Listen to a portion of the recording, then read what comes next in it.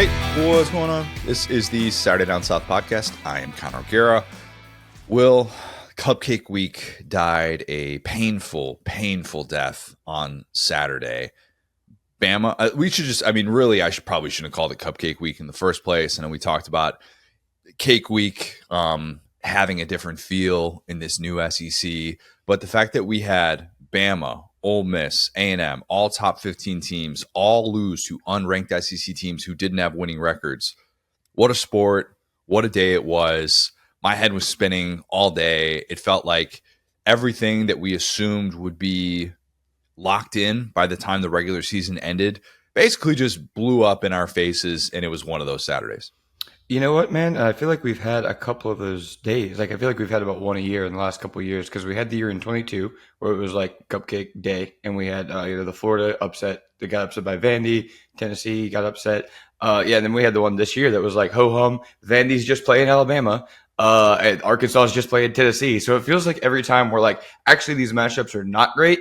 That's when the real chaos happens. Yeah, and go figure, after all of this, which we're going to get to all the playoff stuff later. Georgia, by the way, into the SEC championship yet again. It will face the winner of Texas and Texas A&M. We don't need bball.notnothing.net to prove that. A little bit of an up and down day, I think, with the server that they were trying to figure out, at least on my end. Maybe, I don't know if other people were experiencing that when I was trying to click on it like 1,000 different times.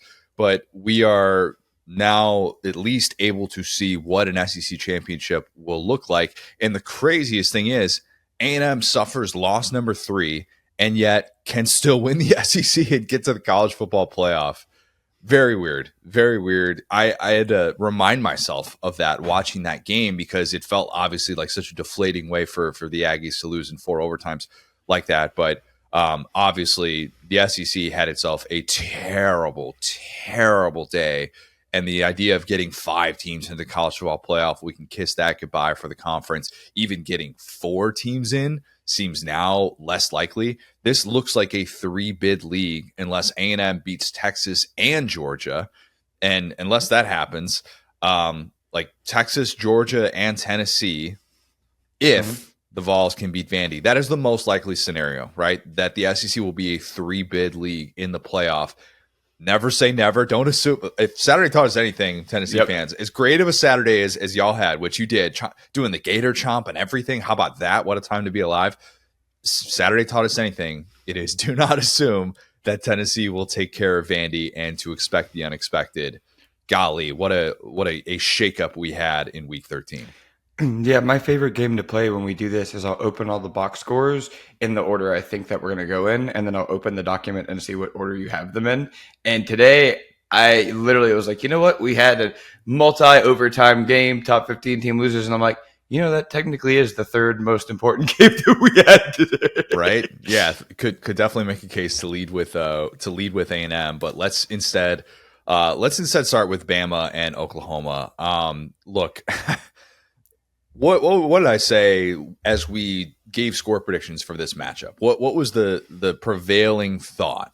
I said, bad matchup. Quote, I think it's just a bad matchup for Oklahoma. I think I said it in that exact tone. I stand very, very corrected. OU didn't just upset Bama. It dominated Bama. Smoked them like a Thanksgiving turkey. Do people smoke turkeys more than they fry them? They probably fry them more. Bama was like one of those frozen turkeys that gets dropped in a deep fryer. Yep, exactly right. When will people learn? You thaw the turkey before you stick in the deep fryer. We're going to get to how bad this was for the Tide to see the playoff path end in Norman. And yes, I do believe it ended despite what ESPN's all-state predictor is saying about a 34% chance, whatever the heck that's saying. We will get there, trust me. But I must say this. Oklahoma deserves so much freaking credit for that performance. Mm-hmm. That team has had a brutal season in every way. All 5 top receivers out in this one. They lose a 6th receiver in this game without 4 offensive linemen in this game. Can't buy a break in this new conference, this new SEC world that they signed up for. And unlike most teams that struggle in the SEC, most of these things are genuinely not Oklahoma's fault.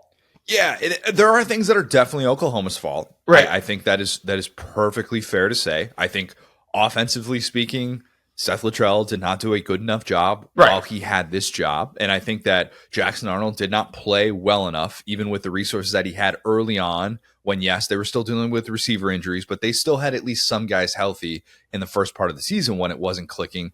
But for this team to do this, when it's staring at a postseason-less year for the first time in the 21st century, second longest active bowl streak, that's what Oklahoma possessed. On senior day, that team balled. Absolutely balled. They turned Jackson Arnold into Diego Pavia, which, need I say more, Bama fans? You know how that goes. They turned Jalen Milroe, at least the 2024 version of him with Kalen DeBoer, they turned him into 2023 pre-benching Jalen Milroe. I mean, it was unreal. Danny Stutzman, Billy Bowman, those seniors, those dudes fought. They absolutely fought. And, Herbstreit brought this up on the broadcast, and I completely agree with it. And sometimes we can lay this on a little bit thick, and it's kind of like, all right, let's take it easy. But he was right. In this era of NIL, portal stuff, we've got guys right now that are announcing left and right, I'm going to enter the portal. Or silently not playing to preserve a year of eligibility to stay under the 4-game threshold. And I bet OU has some of that right now. Okay. I'm not pretending like they are immune to that. And this is some team-wide buy-in. I don't think anybody has 100% success rate, even you, Clemson. But you would not know that based on how disciplined they were, especially on the defensive side of the ball, and how that offensive line, that much maligned offensive line, got pushed. Brent Venables now gets to celebrate that win in which Oklahoma rushes the field for the first time in 24 years. How about that, man? How about that? Like, you don't think you sign up for the job at Oklahoma ever expecting to experience that? Ideally, you're the team that has the field rushes on you like Bama's had for all these years. And Oklahoma, you know what? I have no problem with that. We're not going to get into discussion today of are people abusing field rushes, although the Arizona State that whole situation maybe kind of questioned that for the first time. But Brent Venables deserved to be able to soak that one in and to do so in that atmosphere. Not sure that offensive blueprint is sustainable for what they're going to try and build moving forward. That might have just been a one-off, whatever. I don't care. But for one night, Jackson Arnold, Xavier Robinson, who was great out of the backfield, and that rushing attack, they were great, and so was that defense. Tip of the cap to Oklahoma. If you're going to dog Bama today, which I totally get it, at least do so while giving Oklahoma the credit that they finally earned in the SEC. Yeah, I mean, the game plan was awesome for Oklahoma. The thing that's crazy about Oklahoma is one of their better plays on the night was dropped. It was that kind of like pitch to the side. Yes, the little running back pass that it was. I think was it Bauer Sharp that dropped it. It was an Oklahoma tight end who dropped it in the end zone and got his feet tangled up, and they should have had a touchdown on that. Yes, like I texted you, I was like, I feel like high school Cotter could have caught that. Like they did 8 hard things right, and they dropped the easy part of the play, and it was like, guys, no. And then they missed an easy field goal, and it was like, guys, no, this is not how you got to do this against Bama. And then they just belt to butt. It was just belt to butt after they missed that field goal, bro. I've never seen a team blow an early chance like that against Bama and then just get like that caught them on fire. Yeah, and I think when you see the way that they kind of came out and were willing to punch them in the mouth, and I always am a little bit I'm always wondering when you see some of those total yard stats early on, and it's like Oklahoma 125, Bama 22, and I'm thinking to myself, oh yeah, they're definitely dominating this game. And sometimes you could take that as, well, why aren't they up by more points? Why hasn't this resulted yet? And for Oklahoma, I think that was kind of perfect just to see. It was like seeing that one go in the net finally, and maybe in a weird way with what that defense has endured this year of realizing how much they've been on the field and how tough it's been for them to feel like they can put forth a 60-minute effort with the lack of help they've gotten on the offensive side of the ball in SEC play. I kind of just think that the Oklahoma defense looked at what the offense was doing, looked how they were firing off the ball. And I think that kind of inspired them. I really do, because they were invincible. And I know that it's a bad Bama performance on that stage with what was at stake. But those dudes deserve a better team. They are unquestionably the stars of it this year. And that's the beauty of this sport, is you can be a a traditional power like Oklahoma and have a year that you just want to forget and you want to do everything you possibly can to forget. But 3-4 years from now, I'm not saying that's going to make or break the Brent Venables era, but 3 or 4 years from now, I bet Oklahoma fans will appreciate what that night was because of everything that preceded it the last 2.5 months. Yeah, absolutely. I think to your point about Oklahoma, if you do the freeze frame, like, I bet you're wondering how I got here. You tell Oklahoma fans, hey, in year one, you're storming the field. You're beating Alabama. How's that going to go? It would have gone the exact opposite of this. And to your point, it's so hard, man, in this era of, NIL, the portal, all that stuff. When you have a defense that is sitting there, and it's like some survival movie like Castaway or something, and just every game they're just getting battered and battered. It's like you can kind of really empathize for these guys because when you're on defense, especially, your NFL draft stock and your future starts to get impacted when you're just on the field all game and you get more chances to make mental mistakes and you get tired and you look slow. And these guys are 10 games into that exact experience where, like we talked about, you start the Texas game with a great pick and then your offense can't get going. And you're so deep into this game. You're playing Alabama, who has just embarrassed plenty of good teams, Georgia, LSU, et al., right?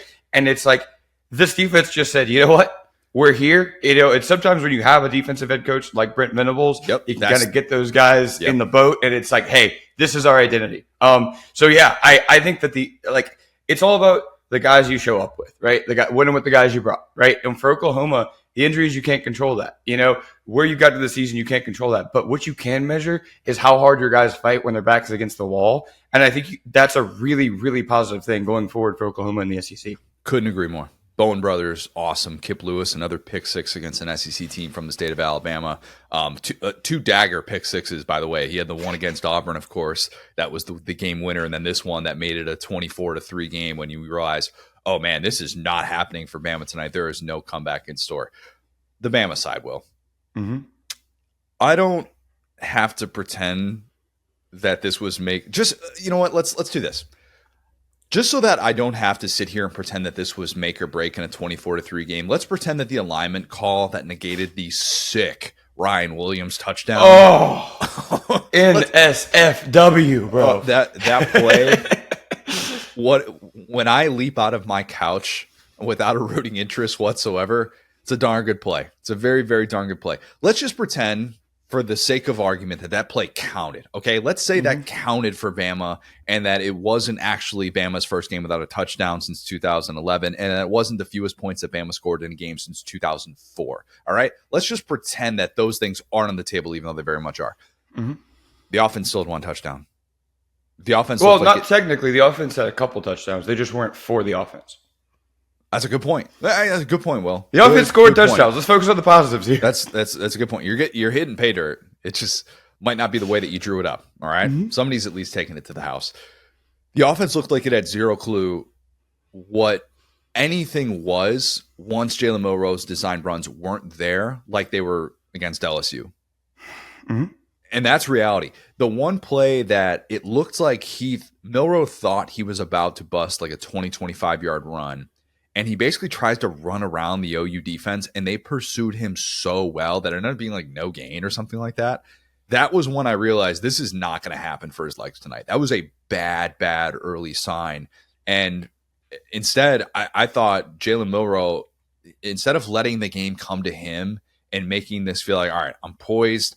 I'm usually pretty solid on the road. I don't think he's necessarily he had a few tough plays in the Vandy game, obviously, and down the stretch, he wasn't good enough to be able to beat Tennessee. I think he left some plays on the field there, no doubt. But I think for the most part, I've argued Jalen Milroe on the road has been really darn good. This year has not been the case, not at all. And I thought he pressed, he struggled, he made obviously he pressed in both phases, both as a passer and as a runner. And when you're making those predetermined reads, just forget about it. Like all of that combined with the weird running lanes that he chose, I wonder, and I think it's both things, right? I think it was him pressing and then just running into a defense where they weren't going to break. There was nothing that they were going to do that was going to open the door for Jalen Milroe. And even the one spectacular asterisk touchdown that we're counting, think about the play that it took to be able to just get in the end zone once, right? That's well, I guess not. That's not including the Kip Lewis pick six, Right. but like it was baffling to see this Bama offense that you felt had turned the corner struggle that much. I didn't think there were enough deep shots early. Instead, you try to test the discipline of Oklahoma, and they were plenty disciplined in every way. And I think two things can be true at the same time on the other side of the ball for Bama. One is that the Deontay Lawson injury clearly hurt that group because they needed its leader in the middle of that defense wearing the green dot. They kept talking about that. Mm-hmm. He gets everybody lined up. It's a big loss to happen mid-game. It's a big loss to happen anytime. All right, that can be true. The other thing is that a healthy Deontay Lawson wasn't making the difference in allowing 257 rushing yards. That's undeniable. All right, Yep. Bama deserved to lose that game in every possible way. And one negated Ryan Williams' nasty touchdown wasn't making the difference. Yeah, I mean, you're always going to be able to hit the Ryan Williams button, right? But there's a little bit too little, too late. And I think that's the thing that's so crazy about Ryan Williams is in all these games, he has these moments. I think we could just expect that. Yeah, I mean, I think that on both sides of the ball, we saw kind of the things we've been seeing from Bama all year rear their ugly heads in kind of the worst way, right? And just objectively, and I'm not making this, about my team or whatever. This is another punch to the gut for LSU fans because this is the blueprint simple, right? You make Jalen Milroe beat you with his arm. We've seen teams do this. We saw, Tennessee do it. We've seen to a degree. And the key is the more reps you give Jalen Milroe in these moments, it has gone from a guy who has a great chemistry with his receivers. Maybe he doesn't quite love the offense, but it's like cat offense. It's like, that's how it was last year. Like, go stand right there. I'm going to get you the ball. To now, the longer time he's in the pocket, the more nervous you get, which is so crazy for a guy that's been at the University of Alabama for as long as Jalen Milroe has at this point. He's sitting back there in the pocket and you're going, this is getting worse. And when he can't run, so that's the thing. If you realize in your brain, Jalen Milroe is fast, and I joked about that with you as far as the LSU matchup is like, you have to just take away the first thing he wants to do. And when you do that, it really becomes a cat and mouse game. And the thing about Oklahoma is they have both the talent and the scheme, and you could put on there the pride that we talked about to say, hey, you're not going to beat us with your legs, period. We don't care. And even if we're going to give up some of these like potential spectacular plays, we're going to live with it. We're not going to get scared. We're not going to start pressing. We're going to stick to the game plan. We're going to stay gap sound. So yeah, I think offensively, like we've seen that from Jalen Milroe in that, we know how to beat him. On the defensive side of the ball, oh man. Yeah, if you look at the total rushing yards here, right, and I only have with the sacks counted, so it's the most damning. The sack adjusted rushing yards. Oh, give me that, please. Yeah, the sack adjusted rushing yards for this game. I have it right here. Stand by. 260 sack adjusted rushing yards, 5.3 yards per carry for Oklahoma. Perfect. So the total rushing yards that were had in this game, how many of those were Jackson Arnold? The total rushing yards on the Oklahoma side? On both sides, the total rushing yards that were had in this game, like half of them were Jackson Arnold. So Jackson Arnold had 131, although I don't have a sack adjusted. Oh, no, well, he only took one sack in this game. So, yeah. So it's about 320 to 130. So it's right about half, a little bit under half. So point being, if you let Lamar Jackson Arnold beat you, what are you doing, Kane Womack? I mean, I have never felt more vindicated for a take. Just because other teams can't see what everyone sees with Kane Womack does not mean it's not there. This is an offense that, like I've joked about, if we were sitting there at the end of the bench, I think we would have gotten in for a couple snaps this year. I mean, genuinely. Like, they could not have gotten a team together. They fired their OC. They've been revolving door at quarterback. Is the quarterback going to transfer? We were certain Jackson Arnold was going to transfer. We were certain that he was no longer going to be an Oklahoma Sooner, and that maybe, then it turned into maybe the new OC, he can, like, recruit Jackson Arnold. This is a guy, good. Well, it makes me wonder, at the same time, and I don't want to derail you with this thought, but you're good, yeah. While we were debating that, could Oklahoma have done this? Could they have done this earlier with Jackson Arnold? Because they tried to do it early on, and they tried to do it in, what was it, the Tulane game or the Houston game? I think it was the Tulane game. They were trying to do that to be able to get the offense going. And then it was almost like against Tennessee, they kind of got away from that because for whatever reason, they thought, we're going to try and test this young secondary that's not young secondary that Tennessee has. That's the wrong way to phrase it. This new look Tennessee secondary, very transfer portal heavy. Let's see if we can capitalize there. And it was a total disaster. And then it was almost like they brought in Michael Hawkins Jr. to run that game plan and, provided that spark. There's no doubt about it.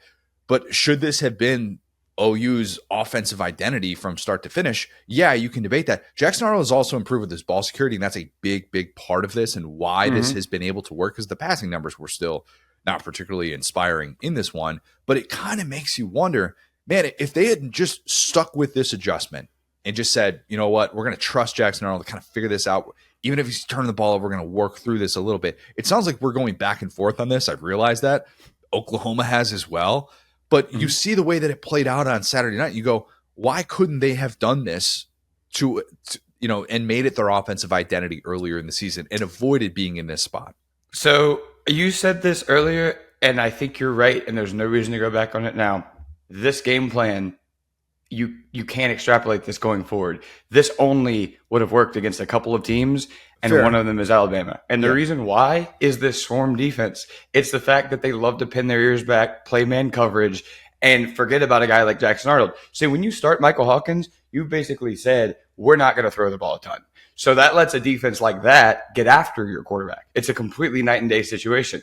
But what Jackson Arnold was able to do was go, okay, if you guys are going to pin your ears back, I'm going to take what you give me over and over and over and over and over and over again. And when you have a defensive coordinator who has been over his head for the entirety of this year, outside of the LSU game, then you get a 5-game stretch that was really good. We talked about that coming in. It wasn't just one game that the Bama defense had. Bama defense had forced at least 3 turnovers. They couldn't get those turnovers with the way that Oklahoma was playing. When your bad looks the same over and over again, that's all that matters to me. When you have Diego Pavia doing the same things that Jackson Arnold is doing, when you inexplicably lose to Tennessee, it just doesn't. If the Oklahoma offense comes out there and you let them do what they want to do at this point in the season, you are not a good defense. That's all I have to say on that. There's no back and forth. I'm not trying to be mean. As I saw this start to go on, I go, oh my gosh, this is going to work all night. They don't schematically know how to stop this. To your point about the green dot, I get you can make adjustments, but there was a million things that they could have done to stop Lamar Jackson Arnold. I'm not going to sit here and pretend like they figured out some crazy new thing that would have worked all year. This was a one-off game plan that worked against this team incredibly well. Drink every time you hear someone say in a broadcast, Jackson Arnold is more athletic than he gets credit for. What do you mean by that? Where would he get that? He had 68 passing yards in this game. I know, right? I mean, you didn't have to throw the football. You didn't have to, and why would you? If you're Oklahoma, you're seeing something that works. You're breaking off 6-7 yards per carry, and yeah, Oklahoma had 2 offensive touchdowns. All right, like let's not pretend that this was a world beater. Oh my God, they just got every blade of grass they wanted. It wasn't necessarily. But they should have had one more, as we discussed. Should have had one more. Was going, bro, and then missed the bad field goal. Missed the field goal, yeah. Yeah, like the offense had a higher success rate than it ever should have against this Bama defense. So you look at the entire body of work now for this Bama team. Let's kind of bring it home to what this has been and where it could be going over the course of the next week. I do not, for the life of me, want to hear any 3-loss Bama playoff arguments. Don't want to hear it. Okay? I also don't want to hear that road officials just hate Bama because of the Ryan Williams thing. I saw an Alabama fan discovering SEC officiating on my timeline today. It was one of the craziest things I've ever seen in my life. They're bad everywhere, man. Get in line. All right? Get in line. We all have a story. We all welcome. Yeah, seriously. Even in like that Kentucky-Texas game with the way that they flag, like they only see the guy who throws the punch afterwards. And it's like, all right, what are we doing here? Like, can we have negating penalties? Or I mean, there was bad calls in the OPI that was called in that A&M Auburn game. You're just like, what are we doing? What are you guys looking at? Even it's bad when even the official in the booth, or in the studio is sitting there like, yeah, I don't know what they were seeing out there. It was pretty bad. How many moments like that do we have on Saturday? I know it's just an easy thing to blame, but good God, SEC officiating was terrible on Saturday. Terrible in some of these big time games. Whatever. That's not why Bama lost. That's not why Bama's sitting there with 3 losses, and 3 losses for the first time since 2010. And oh, by the way, Bama now has 2 losses this year to unranked teams from 2008 to 2023. 1 loss to an unranked team. Will, you remember which game that was? Was that South Carolina? No, South Carolina was ranked. Oh, no, who was that? That was 2021 A&M. Yeah. Who could forget? All roads lead back to Jimbo Fisher. They always do. Jimbo. Because he's bought all the roads. Yeah. All the roads, like to all the ranches, they are owned by Jimbo Fisher. Yes, confirmed. Mm-hmm. A lot of questions facing Alabama moving forward. Mm-hmm. Milroe can come back. I'm not sure that he will. Still seeing Matt Miller, ESPN.com, mock draft, Jalen Milroe, first round, late first round. I'm not Look, there. if Anthony Richardson can do it, bro, get on out there. Very, very different players. Very different players with different experience. And I don't really get into the NFL draft stuff. Right. I try not to care about it as much. But if we're talking about what Alabama's offensive identity is going to be next year, then I do care more about that. I don't know that he's coming back. Okay. I do think that Bama will spend big in the portal to get more receivers because Ryan Williams is great. Ryan Williams is also 17, in case you haven't heard, and probably not at the place where he can just carry you like he's, 2008, 2009 Julio Jones. We kind of wondered, or 2012 Amari Cooper. We wondered if Ryan Williams is going to be capable of doing that week in, week out. I would push back on that and say that there has not necessarily been that case. As spectacular as he has looked at times, that sounds like a knock on Ryan Williams. It's not. Would a loss to Auburn, I'm not predicting it, I'm asking the question, would a loss to Auburn in the Iron Bowl at home in Tuscaloosa, where Alabama has not lost to Auburn since the comeback, would that result prompt a defensive coordinator change? It depends. If you get lit up by Peyton Thorne and you're sitting there 8-4, I think Kalen DeBoer could pull the trigger on that decision. I think that could very much be on the table. My guess is that won't happen, but my guess has not fared particularly well this season. So I won't pretend that that's locked in. Yeah, I mean, and in the big picture of it too, man, there's all this, I've seen a lot of the recruiting writers be like, this might be Alabama's most talented team. Dude, it's all about scheme, man. At the end of the day, this is a team that was so radically different from what Kalen DeBoer wants to do that I'm really not even impressed about this as an observer of Alabama. This was always coming to some degree, and we talked about the PR machine, going from the hire to all the player leadership and all that, we're not going to miss a beat. There's always going to take an adjustment here, and I think it was unfair to expect that to not be the case. Yep. But this was never. This was not a playoff team.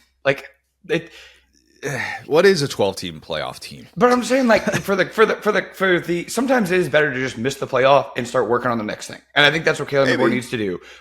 And look, again, as an LSU fan, I get it. That's exactly where LSU is at. But at the same time, they need a quarterback like Michael Penix. Jalen Milroe is the complete opposite of that. He is an athlete. He is a guy that can make things off script happen. But Michael Penix never got off script a day in his life after he left IU. He was literally just sitting there picking defenses apart. Yeah, sometimes you can kind of get shaky and keep plays alive. But Kalen DeBoer is a script-oriented, a timing offense-oriented guy.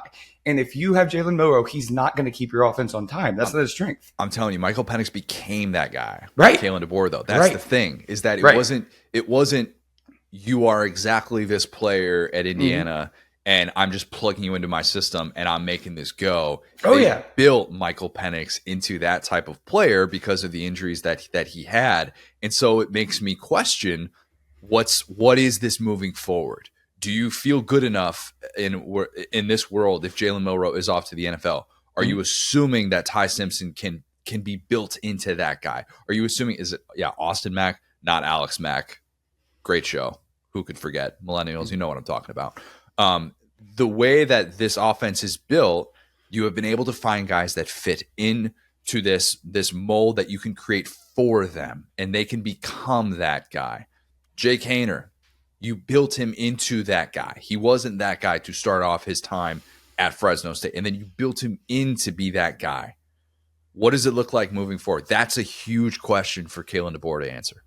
Yeah, and I think you hit on that, which is a really big deal. Michael Penix naturally was a little bit of a dual threat quarterback, but once he lost the natural ability to use his legs, he mentally had to rebuild himself. When you're the kind of explosive athlete that Jalen Milroe is, until something takes that away from you, you are never going to lose that because it's an asset, right? You're always going to be balancing the ability to be the most explosive athlete on the field. And again, in Death Valley, That was enough. And in plenty of NFL games, we've seen mobile quarterbacks. Josh Allen has had games like that where that's enough. So, like, I'm not saying that's a negative thing. Obviously, you'd rather have it than not have it. I'm just saying that athletes are always going to trust their natural ability and what got them here. And for Milroe, that's this. Maybe they should put an apparatus on Jalen Milroe's leg. And quarterbacks with apparatuses.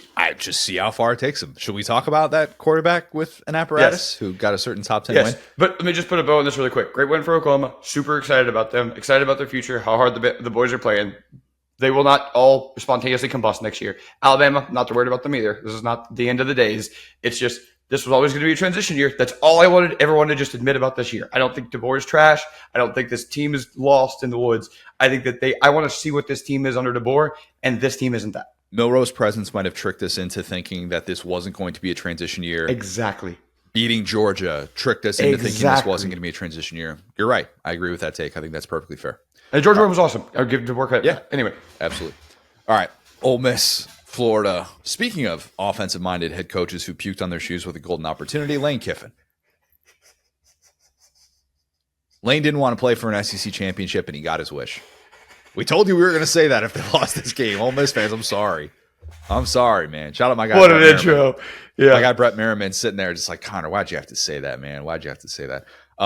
Look, Florida stunned Ole Miss, okay? And I think stunned is a very fair verb to use because the way that all of this played out down the stretch with what we thought Ole Miss was becoming after the Georgia win, had a bye sandwiched in there. Lane is talking about how, it's great that we had the bye week because I think we were maybe riding a little bit too high if we had to come back and play another week. I don't know that the bye week or, I don't know that the timing of this game produced exactly who Ole Miss was on Saturday. What I do know was that Jackson Dart was picked off roughly 12 times in the final 2 minutes, some of which were called back, some of which weren't. Like I was living in like an episode of The Twilight Zone where he just kept having to go out there and throw another pick. It was like a regular human was put in his body and didn't know the playbook. He would get to the sideline, lose his mind, think the season was over, and then they're like, actually, this wasn't a catch. Or, oh, maybe, yeah, come back out. It's not over again yet. One more try. Yeah, he a great start and a terrible, terrible finish. Ole Miss imploded because Florida was the better team. Ole Miss ran into a buzzsaw. I don't think that's crazy to say. And I'm not going to get into the whole, did Ole Miss lose this or did Florida win it? It's always both. All right, people? It's always both. Here's the thing real quick on that. Okay, every great college football coach that you've ever respected has made a career out of like 90% of their wins being not losing the game. I don't know when this became a bad thing that the other team loses the game. That's your goal as a college football coach is to make the other team lose the game. Make them say uncle. Literally, you're 18 to 22 or 25-year-old kids at this point. You don't want to count on those kids making right decisions, okay? Shout out Caden Prieskorn, 25. Yeah. He's got the whole family there. Yeah, poor guy. It's been a quieter year for him. Common denominator that we have seen in all three of these Ole Miss losses this year. Jackson Dart and that offensive line melted down the stretch. Just totally collapsed. For a good chunk of this game, I would argue that Ole Miss's receivers did not give him any sort of help. 5 drops, I think there ended up being in this game. I don't know if I've seen that many drops in a game, bro. And we'll go get into that punt return later. But it was like they literally had Crisco on their hands. It was awful. And I kept saying to myself, this would be a really nice time for Juice Wells to turn into the 22 version of Juice Wells. This would be a really nice time for Jordan Watkins to look like the player that we saw run all over Arkansas in that game. Not happening. It just was not happening. That lack of help at the receiver spots was, of course, magnified by the day that Trey Harris had. Get all excited about Trey Harris returning. Talked about it in the preview pod. His presence coming back is going to be really important for this team. He catches a 42-yard touchdown pass that was dropped in a bucket. One of the best Jackson Dart throws that you will see where he beats him over the top. He's got 2 guys around him, and you're thinking, Trey Harris is back. This guy is so fun to watch. I missed watching Trey Harris. And then he aggravates the groin injury with just an awkward landing on a play that I thought very easily could have been ruled a fumble. Real quick, I don't know if I've ever seen a play to that level that every dude watching went, oh. Yeah. But watching Trey Harris, like, bro, here's the deal. I texted you this. Trey Harris has played, he's going to end up playing, like, let's call it, 2/3, 3/5 of the season. 7.5 games? Yeah. I think it's going to be. I think I'm ready to award the Bolitnikoff on an injury, bro. Like, I watched that injury happen after the touchdown he had, and then I watched Ole Miss implode without him, and I'm like, this guy, this guy's the key to everything that's going on here. If he's not out here, like, because he almost secured that catch. That was with his like interior ripping in half. He almost secured that catch, and that would have given them a first down, kept the drive alive. And it was like after that, Lane Kiffin just had no interest in winning that game. He packed up his little pack. He left his basketball hoop there. He was More thoughts on that in a second. The problem is they beat Georgia without Trey Harris. man, what a funny Lane Kiffin season. This is the funniest season imaginable. Anyway, they admitted Trey Harris wasn't 100%. He was still hoping to be able to provide an impact, which he did. But the fact that it took him so long to get back, they talked about how he sought multiple opinions because he just couldn't shake this injury. And unfortunately, to have him go down, have him in sweats, you could tell he was just so devastated. And the problem for Ole Miss was, in addition to not getting the help at receiver outside of Trey Harris and then Jackson Dart melting down the stretch, our king, J.J. Pegues, he finally met his match. Our other king, Desmond Watson, who did not smack J.J. Pegues in this Gladiator, Bo Jackson, Brian Bosworth confrontation. We did not get anything like that, I guess, in that situation. But he made him bounce it outside. But he bounced it outside. They kept running like, what is going on? Why are we running off tackle with J.J. Pegues? Why is Jackson Dart the lead blocker for J.J. Pegues? What are we doing, Ole Miss? Bro, what is this? Real quick, I was explaining that to my girl. She's like, is this a joke? Why are they doing this? I was like, look, this is J.J. Pegues. And usually this is a cool gimmick thing they do because he's bigger than everyone. I'm like, this is Desmond Watson. This is the guy he's running right into. So to your point, yeah, Desmond Watson didn't physically grab him, but every time he got the ball, there was nowhere to go. And then instead of trying to push forward, which is why he was there, he thought he was Bo Jackson. And look, we love JJ Pegues, our friend of the program. Yeah. That's Lane Kiffin's fault after the second time you try it for sure. Yeah, and that's the thing is, I don't know if it was blocked that way. I felt like he was making that conscious decision, and that was more so on him than it was the play design itself. But to have that happen repeatedly in the beginning of the game, I'm thinking to myself, why isn't Ole Miss on 3rd and 4 just running it twice with JJ Pegues? Because it's automatic. And it was 12 for 12 with conversions coming into this, and then Florida to stop him 3 times. Caleb Banks and Cam Jackson, those guys are just awesome up front. 0 for 3 Ole Miss was in the red zone. That's the difference in this football game. Not going to cut it. You can't do that. And look, before we get to Florida, okay, and I want to praise Florida for this. We were texting about this. We had different sort of SEC comps for who this Ole Miss team has been this weird Lane Kiffin season. Why don't you do yours first? So this Ole Miss season reminded me of 2016 Tennessee, okay, because you got over the hump. The Dobbs Georgia game. Yep. Yeah, you beat Georgia, and that Tennessee team also beat Florida and ended that streak, right? Beat App State to start off the year, a game that was so decisive, and Tennessee looked great. Right, and that was, and so point being, like, they had the big season the year before, right, quoted the building season. 2016 was supposed to be the year that they took off into the next level, right? And yet they imploded down the stretch against these weird teams. Granted, that team lost to like A&M, like a pretty good team. But these 3 Ole Miss losses are so unprecedented. Lane Kiffin has been the guy who has beaten teams worse than him and done all the yucking it up, done all the dunking, all that against the bad teams, and then choked against the big teams. He convincingly smoked Georgia, and it's just not going to matter at all. It's the strangest. That single team, 2016 Tennessee, is the only time I've seen something like that, where a coach and a team get over the hump against like this big, like immovable object, and you're just like, okay, and it's like on to the next season. Counterpoint: 2020 Florida got over the hump against Kirby, against Georgia. This big time statement, number 1 offense in the country. You're thinking, all right, for a good chunk of the year, when that happens, you're in great shape. The way that the end of the season plays out with the thrown shoe LSU, and obviously you still get to the SEC championship, so that matters.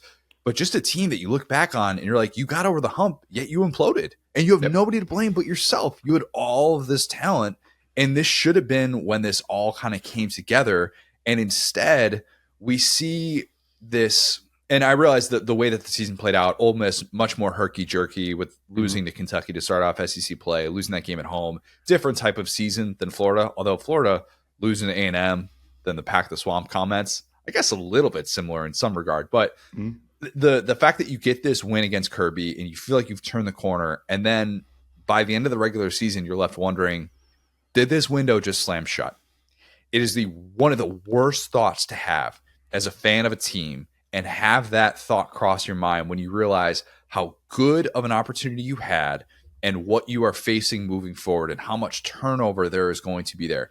This is disappointing for Ole Miss. This is a disappointing year, okay? And I don't care if they end up getting 10 wins in a bowl game. It was playoff or bust for the way that we valued this team with its highest preseason ranking since the tricky Dick Richard Nixon administration. This was supposed to be the year. And this was all the talk with Lane coming in. You're finally at this place that you worked all the 12 years to be able to get back to when you're preseason number 1 at USC in 2012. Don't end this season at El Paso. If you want to show that you're a different coach, you're a different guy. And you did that against Georgia, and you should have been in the playoff. And then you laid an egg. And it's not quite 2012 USC levels of disappointment. And I'm not saying that Lane's getting left on the tarmac next year or anything like that. But the first SEC team to lose twice to unranked teams while being ranked in the top 10 since 2016. A&M, 2016 A&M. How about that? Just talking about them. That was the last team to do that. Ole Miss is going to lose a ton from this team, Will. They're going to lose so much. Yes, Austin Simmons, excited to see him. We're going to do a pod in December about the young quarterbacks in the SEC, this new wave with Lenore Sellers and Lagway, who we're going to get to in a second, and Nico, depending on how he plays in the stretch, and Austin Simmons. And these guys are going to be part of this conversation. Marcel Reed, about these young and up-and-coming quarterbacks that we have in the SEC that we cannot wait to watch next year. And I'm here for that, all right? But they're going to have a lot of portal additions, probably. And I don't know how Lane is going to sell that this time. They went all in. Man. They said, we'll pay top dollar for Walter Nolan. We're going to get Chris Paul. We're going to get Princely Umanmielen. We're going to get all these dudes and bring them in here, and we're going to show that we can create this super team. And this is the result. And maybe revenue sharing moving forward, if that does start to happen next year, that could neutralize an advantage that Ole Miss had in the portal by offering top dollar. So there's just a lot of questions now for this team with the way that this played out. Just the latest team to bring in Chris Paul and fail to win a championship. Oh, that's cold. Chris Paul's been a good player this year, man. He's been a really, really good player. I'm talking about the basketball player. I know. I'm not slandering this Chris Paul. True story. I'm currently listening to the Counterclock podcast. I think it's season 7. It is the investigation into the murder of Chris Paul's grandpa back in Winston-Salem. Very, very interesting. For those who like true crime. There's a Chris Paul reference that you didn't think you'd get today. There you go. Okay, here's the deal. I started to say, when was the last time Ole Miss had expectations like this? Coming into a season, never. We're talking tricky Dick Richard Nixon administration again. Will, like, this isn't even.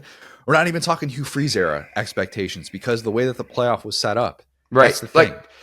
I'm trying to go really back to the U because I know they beat Alabama back to back, but it feels like the scandal kind of hit right after that second year or whatever. So like it was a little bit in transition. There was really not a clear reset and like, okay, now we're ready to win the way it was this year. And so on one hand, you could be excited about that and say, hey, first 11-win season, Lane Kiffin got you to this height you really have never been before. These are good things. There's nothing wrong with acknowledging that. Yeah. And at the end of the day, like with great power comes great responsibility. The old Spider-Man quote, right? Like you're no longer winning the party. You're no longer the cool uniforms and the land sharks.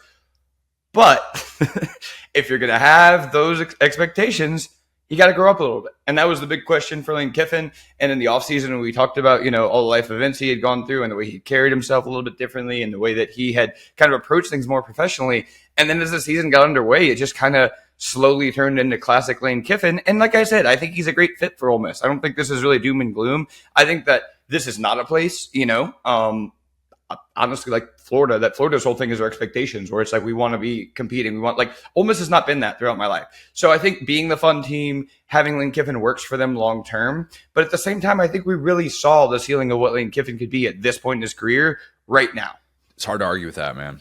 It really is. I'm coming around on that more so, and I know you've been banging that drum for a while, but Well, plenty to talk about with Ole Miss throughout this offseason full of transition. Let's give Florida some love. Some love. They deserve it. Absolutely deserve it. Florida's playing complementary football in a way that it has not in the 2020s. And I'm including 2020 in that because, yes, I know how good that team was in getting to Atlanta, but go back and watch that defense play and tell me it was complementary football. It was not. That defense was basura. This defense in 2024 started pure basura. And instead, down the stretch, already mentioned Caleb Banks, Tyreek Sapp, that defensive front has completely flipped the script, and they have been a much better unit. And I need to give Ron Roberts his due. Austin Armstrong deserves credit, although he's probably not going to get it. Florida had 9 TFLs and held Ole Miss to 3 for 14 on third down. And again, 0 for 3 in the red zone. They found the answer to our Lord and Savior, J.J. Pegues. Bro, real quick, there was a moment in this game right before Ole Miss missed that field goal. They were 1 for 5 on third down when the average to go at 2 yards, dog. That's crazy. That's crazy. With JJ Pegues, like that's when you're like, okay, maybe you do need to run up the middle of JJ Pegues. 2 yards? You can't get 2 yards on average. Held Ole Miss without a touchdown for the final 39 minutes. That's good. That's going to get it done. Without that, Florida doesn't win. You're not supposed to win games when you only have 4 yards of offense in the third quarter. And that's the exact reason I'm not going to sit here and dog the Ole Miss defense. Yes, it would have been better if they had been a little bit more stout against the run, but I'm not going to sit here and blast that unit when I felt like the offense was truly what let Ole Miss down. And why Florida was still able to rally back in this one was because they just kept making plays on both sides of the ball. You're also not supposed to have a true freshman quarterback with limited mobility, apparatus on one of his legs, who can shake off elite defenses and make on-target throws. Florida has that with DJ Lagway. Oh, that kid's nasty. 2 or 3 times every game, Will. 2 or 3 times every single game. I'm just like, what? How? How is he making plays like this already? It is so fun to watch. I love DJ Lagway without his full mobility. I cannot wait to see him with a full offseason at full strength, a full arsenal of weapons. I can't. My heart is full of joy watching DJ Lagway play football. All right. Yeah. I mean, 18 years old on one leg. He's got receivers from like a Disney movie. He's out there just like the ball leaves. We talk about arm angles with some guys. The ball will leave his arm at this weird angle, and it just goes. It looks like the commercial with Vic where it just would take off. You're like, how did you just? There was a guy hanging off of your hurt leg. How did you just do that? Sometimes if you watch DJ Lagway on the multi-view instead of on your main screen, it's actually more impressive because it's a little bit harder to track the football on multi-view if you're watching on YouTube TV. And all of a sudden you'll see you can't really track the football. You can just see the way that the throw is delivered. And you'll think to yourself, how did that ball get from point A to point B? How did that happen? How did he have the arm strength to be able to do that? And that happened to me a few times early on. And then I was like, all right, I need to just lock into this game and nothing else on. But it's amazing to think about what he has done with this opportunity. If I am a receiver in the transfer portal, maybe like the way that Keandre Lambert-Smith was looking for a home post-spring and been a revelation for Auburn. We're going to get to the things Auburn did well down the stretch, and Keandre Lambert-Smith, big part of that.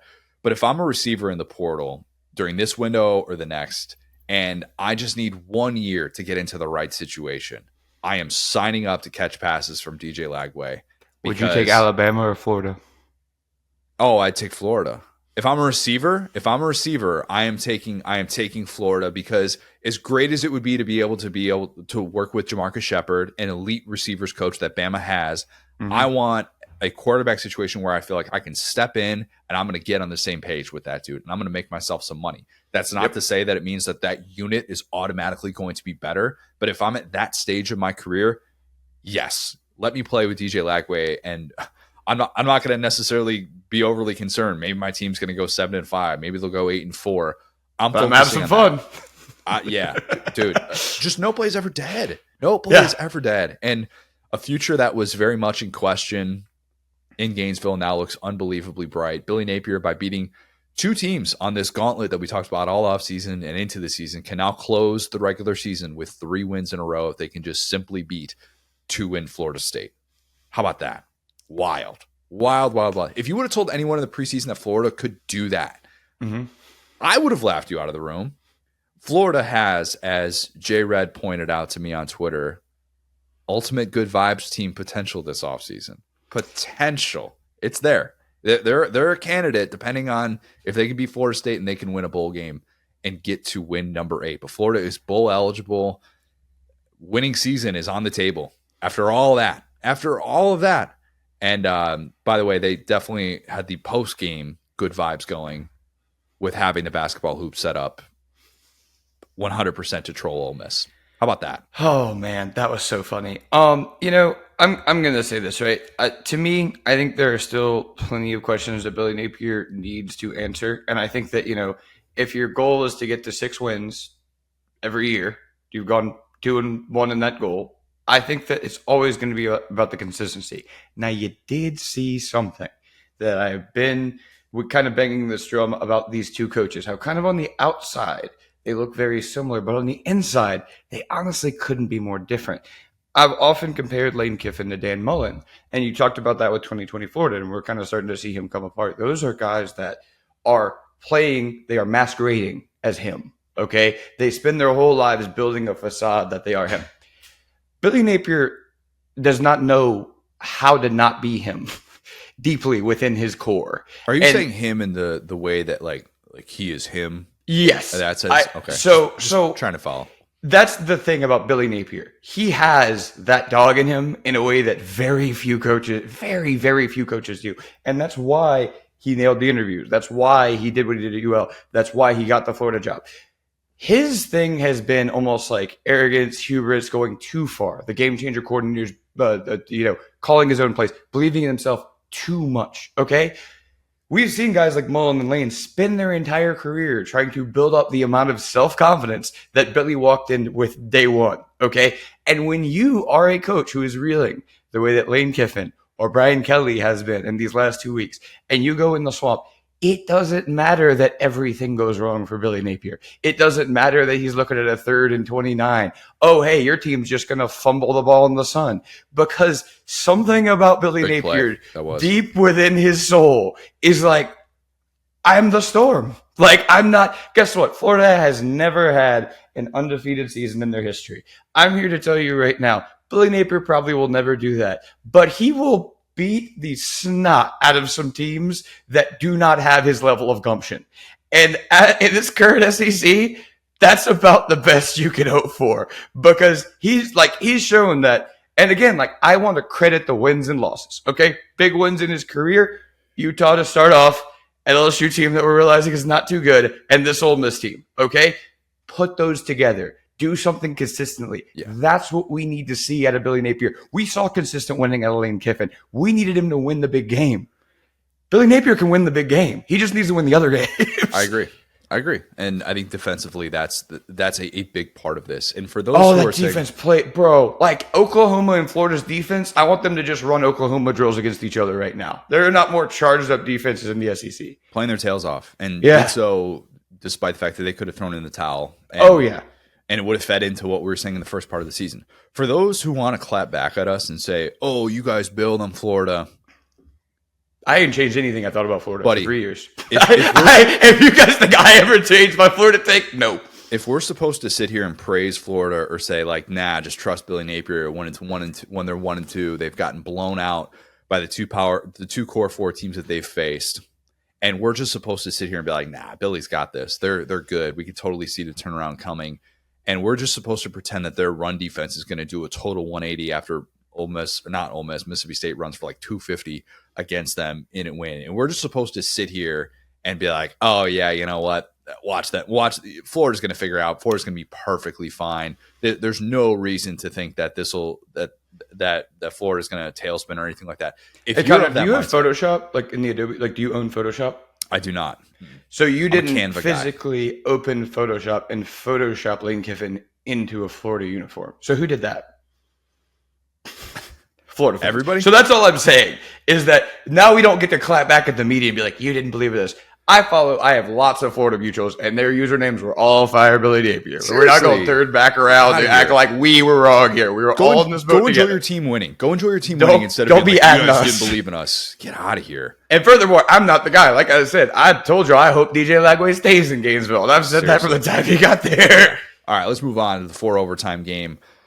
Holy cow, this one was wild. Absolutely wild. It felt like Pac-12 after dark. It was a drunken mess. 4 overtimes, no premature Gatorade baths in this marathon game for A&M.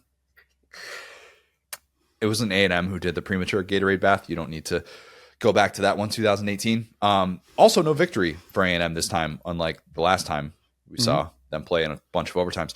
Unreal play design for the Aggies. Brutal drop for Amari Daniels, who was awesome to that point and did everything they kind of hoped in the absence of Le'Veon Moss. And instead, it ends up just being a devastating way for A&M to lose this one. Big day for drops.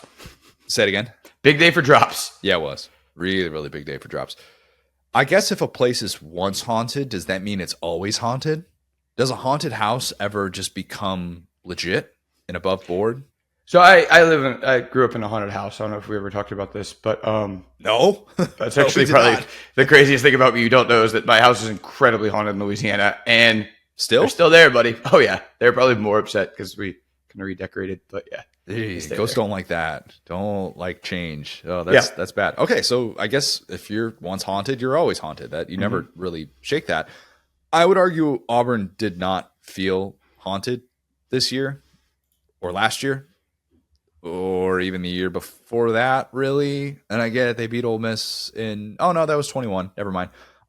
They haven't felt haunted since 3 years ago. Maybe you could argue Gravedigger was a bit haunting. Georgia game last year, all right, maybe a little bit haunted. But Nick Saban saying that on College Game Day, of course, everybody's going to nod in approval and agree. He's like, A&M needs to know how haunted this place is. I don't think A&M really needed to be reminded of that after what they experienced 2 years ago, where just Auburn suddenly felt like the most hostile atmosphere in the country, despite the fact that they were going absolutely nowhere. And they're sitting there with, an interim coach in Cadillac Williams, and all of a sudden that place is just impossible to win on that night. But Auburn, I would argue, did not take advantage of how haunted their building has been, even in this one, because when you blow a 21-0 lead, you're pretty mortal, in my opinion. I don't know. Maybe I'm wrong, but a wild finish, and Auburn is on the right side of that. First ranked win of the Freeze era. They rushed the field. I think they rushed out of pure exhaustion, if anything. But look, it feels good to feel good, as well as struggling to sneeze, failing to sneeze. Continue. The worst. Oh man, that is the absolute worst. Feels good to make a kick. Auburn did that only because it added Ian Vachon. How about that? Walk on from D3 Birmingham Southern, who closed its doors earlier in the year. Yeah. Walk on, just ends up being a student, thought his career was over. Auburn was like, no more Towns Magoo. Our poor, oh my God, irritable bowel syndrome. Imagine being me. You got LSU almost like crapping the bed against Vandy to start the game. You got Alabama getting blown out your left TV. Right. I cover the NWSL, the Women's Soccer League, so their championship was that night. So I had that on my third TV. Shout out and Orlando. I'm like, yeah, they have a big championship for them and Marta. And so I'm like texting Connor furiously, like, who is Auburn's kicker tonight? And you're like, some dude. And like, I thought it was some dude. Birmingham Southern is such a good, because like I went to Hoover, remember? And like I had buddies that went to Birmingham Southern. That is the most just some dude school. Yep. And was a kicker last week, got an opportunity, couldn't have missed the 40-yarder he had earlier in the game by any more than he did, but was great down the stretch. He has the field goal to be able to force overtime, and then has like a 41-yarder in overtime. I definitely thought he was missing at least one of those kicks. That did not prove to be the case. I definitely thought Peyton Thorne would throw a pick in overtime at some point. He didn't. I definitely thought Hugh Freeze would just find a way to lose. He didn't. I thought we'd get like, oh, he forgets Jarquez Hunter's on his team or something. Jarquez Hunter's awesome, by the way. I know I haven't praised him enough. That guy just he fights for extra yardage. He breaks so many tackles. He has been like an heir apparent to Tank Bigsby in ways that I could not have imagined when they were having to replace him. And I thought that was going to be a huge hole. That guy just plays his tail off. And I would, if I'm an NFL team, like I'd be thrilled to get that guy on day 2. I think Jarquez Hunter is just such a great player. But anyway, that catch from Keandre Lambert-Smith, Hugh Freeze, this is the proof of concept for you this offseason of why you need to have 24-hour relationships. Okay. And I mean that just from a recruiting standpoint. Don't take that in any weird way. People listening to this podcast, you sickos. Especially now with Hugh Freeze. Continue. That's the point, Will. That's the point. Continue. He's been everything they could have hoped for. Could be Auburn's first All-SEC receiver in a decade. On the table. On the table. I'm happy for Auburn fans who endured just a horrendous home slate this year. A home slate that was reminiscent of what Arkansas experienced last year. This was so bad probably for Auburn fans who had to show up to Jordan-Hare week in, week out. They finally get to see their guy Cam Coleman step up in a big, meaningful SEC game like this. And they, instead of getting a repeat of all these other endings, get this 4 overtime, like years off their lives game in which they find a way to win. And it feels good to feel good. And I get to go into the Iron Bowl with bowl eligibility on the table. Bama's reeling. Just who knows? All right. Who knows? Never say never. But Auburn deserves credit for fighting and showing up in that one, especially when they decided that a 21-0 lead wasn't enough. Yeah, this was just classic to your point, like Plains magic for Auburn. I think that and I know, man, I just feel like I keep saying the same things about Auburn, but it's like, it's been the same team. Just be interesting. And I felt like that finish was different, though. They finally found a way to not be that team. That's exactly what I'm saying. I think that even in the Georgia game that was close last year, it was more of like Georgia just kind of like not really figuring it out. This was the first time I looked at Hugh Freeze and I saw the man that Auburn hired. How about that? Okay. Like, does that make sense? Like, It was like, yeah, they got down, but I wasn't going, oh my gosh, Towns Magoo's going to go out there and miss a field goal. Oh my gosh, they're going to have some weird procedural penalty. Oh my gosh. Like, despite the horrors. Had 3 false starts on the final drive in regulation, to be clear. But this is classic Auburn bleepery. Like, as dumb as this sounds, I was like, I've seen this before. I was here for the other ones. This has nothing to do with you, Hugh Freeze. You simply need to move out of the way. And for a night, he was able to do that. And I think that, it just really does come down to quarterback play. I hate to say it that way, but if this team had a different quarterback, who's to say what would be different? Because I do think there is still a little bit of that magic with Hugh Freeze. You don't really lose it totally. You just become a little bit more arrogant. And we talked about that with the play caller and all that. And I think that harnessing that energy, and you said it at the top, and I think that's so true. This is why, like I said, it is not criticism to talk about teams losing games. That play design was filthy for A&M, and it did not matter because they had that drop. And when you're Auburn in that building, that's exactly the type of situation that you need to build. Hugh Freeze was able to just lead Auburn to that point, and that's all you got to do. Someone listening to this, tag a quarterback in the portal. Someone please throw passes to Cam Coleman. That gets me excited to watch because I don't want to endure Cam Coleman next year when he should be taking that all-important year 2 leap, and he looks like a dude, a household name across the sport. He's obviously he's playing and having a big role as a true freshman up and down the season. I think I looked at the numbers coming in. I want to say it was like 167 receiving yards in SEC play coming into this one. Been a lot more of the Keandre Lambert-Smith show in conference play, but someone sign up to throw passes to that guy.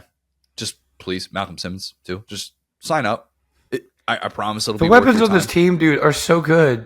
That's actually like, as I'm starting to look at that, I'm like, they got 3 legit dudes on this team, and I hate to just keep talking to the Pete Thorne, but oh my gosh, if they had Jackson Arnold, bro. I know, and that'll be a frustrating thing to look back because you'll look back on some of the offensive numbers of this season and go, well, that doesn't make sense. And defensively, no, but if you're an Auburn fan, this is music to your dang ears because it's like, wait. Hold on. Hugh Freeze is technically doing we're a guy away. Like, they're truly a guy away. Like, if they had just had a mid quarterback, this is at least like an 8, maybe 9 win season. Because think about how many of their games swung on just the dumbest quarterback play you'd ever seen. And it's like, what if you just ran the ball? Dude, Jarquez Hunter, I sent you this chart. I don't even think I brought it up on this podcast, that it was like EPA per yard or like per rush. And Auburn was like one of the best teams in the country. And it's like, just give the ball to Jarquez Hunter. They had these people. They actually kind of had the scheme too. It's just get out of your own way. And I think that Hugh Freeze finally found out as this game came down to the end. And you talked about the implosion at the end, and that's so accurate. But against number 15 team in the country, when they lock in, like, look, A&M smoked some good teams, right? And so point being, like, I think that, the proof of concept finally started to peek its way out of the door. Agreed. And you would not maybe have had proof of concept in your offensive identity if you had turned Jarquez Hunter into Dylan Sampson Although at the same time, would you have won one or two more games? I think so. That's the dilemma. I think if you have Jarquez Hunter, you need to use Jarquez Hunter. I think it's as simple as that. Because we saw it, And he got used in this game, which was good. And glad to see that even with his shoe falling off down the stretch, they gave him a carry immediately after his shoe fell off in this game, and he had a carry where he I think he was just in his sock for the entirety of the carry, or he had like his heel on or whatever it was in overtime. Mm-hmm. It was like, we don't care. Whatever. We need to give the football to Jarquez Hunter. He is that good. Nice win for Auburn. Nice win to be able to come out and take advantage of I don't want to say a vulnerable A&M team, but a limited A&M team. Let's call it that. Mm-hmm. A&M, this is why you can't quite have all of these nice things yet. And I know I'm going to acknowledge they still can get to the SEC championship by virtue of beating Texas, and they still have a playoff path if they beat Texas and Georgia. That's crazy to be able to say out loud. Texas and Georgia, bro. You got this. Yeah, no big deal. Easy work, bro. Then you're in the playoff. This year, I won't rule anything out. Facts, yeah. But they're too vulnerable, and here's why. Not good enough against the run, and for the third consecutive SEC game, a terrible start. Awful start, man. I mean, LSU, they get off to the terrible start. South Carolina, they get off to the terrible start. And granted, it was the third consecutive SEC game that they rallied back from that terrible start and at least tied the game, because I kind of like what they did down 21-0. They didn't just throw out the game plan, be like, oh, we need to try and just make sure Marcel Reed has 50 or 60 pass attempts. They stuck to their offensive identity. Colin Klein, I thought, did a really nice job of not necessarily trying to reinvent the wheel. And that's good. But you didn't show up ready, and that crowd got into it in a hurry. And that was exactly what happened in South Carolina, too. Mm-hmm. And you end up expending so much energy clawing back to be able to fight. And that's good, all right? It's good that you're not a doormat and you didn't just get blown out, all right? That's positive. And I'm not saying that the Amari Daniels drop is directly because of how hard they had to fight to get back into the game. It's probably connecting too many dots to say something like that. You finally get to sneeze out? I finally sneezed. I'm so excited. Oh, that's the best. That is the absolute best. But the way that this played out for A&M was a tough pill to swallow because of obviously what was on the table following a day of chaos in which A&M could have been able to benefit from it. And instead, their path and the way that they're going to have any sort of postseason beyond those somewhat middle-of-the-road expectations, that is dependent on what happens next week, of course. But the wild thought that I kept thinking about all day, really. A&M and LSU were the last two unbeaten teams in conference play. Mm-hmm. Exclude the result that night because obviously somebody had to lose, technically. Mm-hmm. Those teams have now combined to go 1-4 in SEC play since then. Of course. Why wouldn't they? Why wouldn't they? Yeah, this is objectively an incredible year for college football. But at the same time, and I know I was just really critical and saying like, all right, A&M fans, this is why you can't have nice things yet. If you would have told any Aggie that coming into this year one of the Mike Elko era, that you would have potentially an SEC championship berth at stake, college game day in the house for Texas rolling in, look, they would have taken that 100 times out of 100, okay? So it's not like this year was all of a sudden a failure because you lost a game like this. But yeah, I mean, there is definitely a lot of room for growth and a lot of room for this team, especially on the road. I just don't think that they've kicked those road woes. And I do wonder if they're one of those teams that like a little bit more in the vibes team category instead of the true contender anywhere, anytime type of team.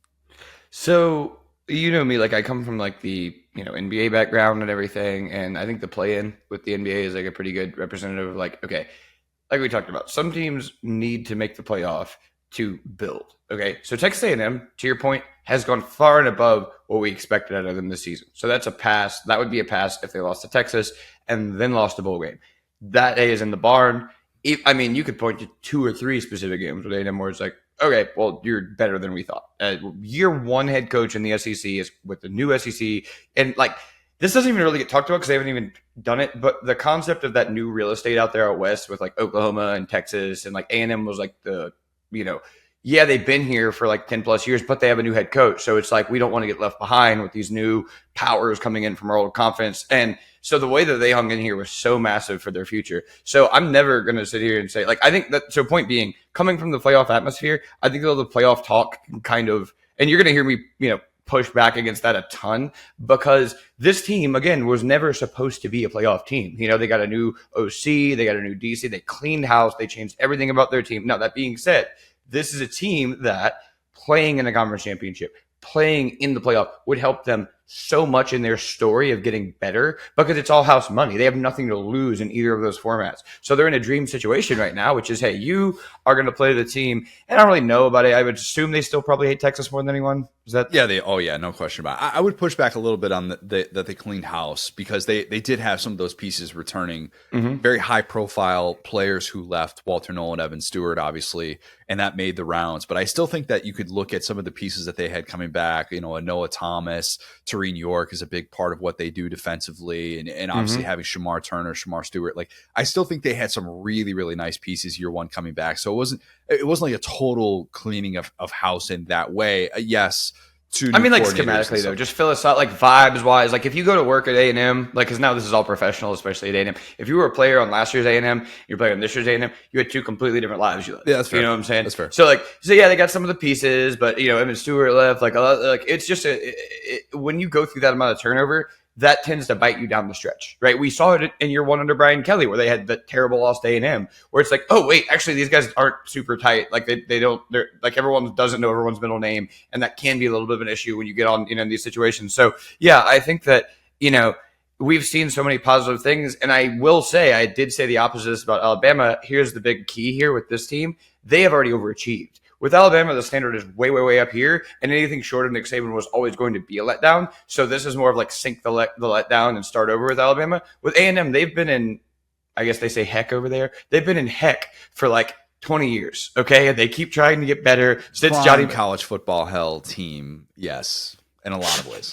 They since Johnny Manziel, basically. 20 was aggressive. Since Johnny Manziel, because, they had the expectations every single year. This is such a breath of fresh air. And it feels, honestly, like a lot like the first year to Brian Kelly, because it's like, wait, every year you expected us to be up here, and we fell short. And then now it's like, well, we're better than people thought. This is awesome. What? But if they lose to Texas, I'm not saying they're going to lose to Texas. If they lose to Texas, the 8-4 jokes come back. Bro, I was joking for the last couple of years of my podcast. They're praying for Texas 8-4, and it's true. It's better than Texas 7-5 or 5-7. Texas A&M 7-5. Don't. Texas A&M 7-4. Right, but it was Texas 8-4. It was like they were like, oh, Texas 8-4, Texas A&M. It was like, it's better than Texas 5-7. You know what I'm saying? Like, getting the 8-4 when you have been 5-7 is massive. So yeah, I don't think you're saying Texas 5-7. Are you talking about the Longhorns 5-7? No. I'm talking about Texas A&M. Like, it was Texas 8-4. Yeah. It was Texas 8-4, Texas A&M. That was the joke. And so point being, like, I think that's a great building block. So it's all about your process. I think for A&M, it's impossible for a team. You know what? Miami's kind of in this situation too. Those two teams, it's so impossible for them to go ahead of expectations because they've been so high and disappointed their whole lives. This is a new feeling for A&M fans, and I'm sure they're still stoked despite the horrors, for lack of a better word. All right, let's talk about the team that they're going to be facing next week, Texas.